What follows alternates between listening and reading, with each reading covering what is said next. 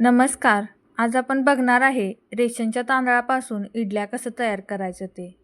त्यासाठी 3 वाटी रेशनचे तांदूळ, 1 वाटी उडीद डाळ आणि 1 चमचा मेथी दाणे 2 वेळा स्वच्छ धुवून 5 ते 6 तासासाठी भिजवून घेतले.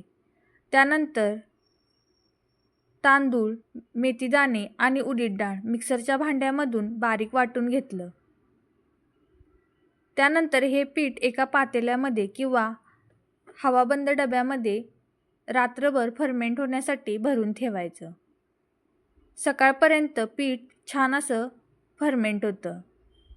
आता फर्मेंट झालेल्या पिठामध्ये चवीपुरता मीठ टाकून व्यवस्थित मिक्स करून 5 मिनटं झाकून ठेवायचं, म्हणजे मीठ व्यवस्थित मुरतं.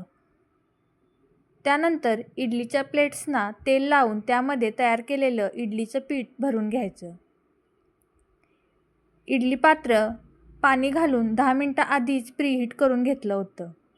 त्यामध्ये मिश्रण भरलेल्या इडली प्लेट्स ठेवून दिल्या आणि झाकण ठेवून 10 मिनटं इडल्या शिजू दिल्या.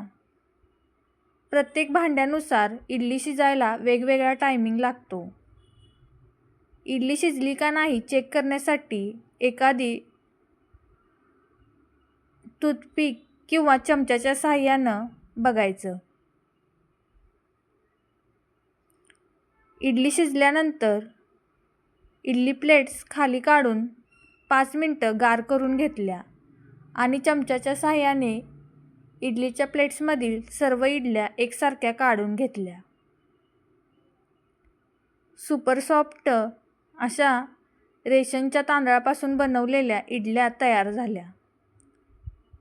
ह्यासोबत खाण्यासाठी सांबर आणि चटणीसुद्धा बनवली होती. तुमच्याकडे आज नाश्त्यासाठी कोणता मेन्यू आहे कमेंटमध्ये नक्की सांगा आणि तुम्ही इडल्या कशा प्रकारे बनवता ते सुद्धा सांगायला अजिबात विसरू नका. व्हिडिओ आवडला असल्यास चॅनलला सबस्क्राईब करा, शेअर करायला आणि कमेंट करायला अजिबात विसरू नका. धन्यवाद.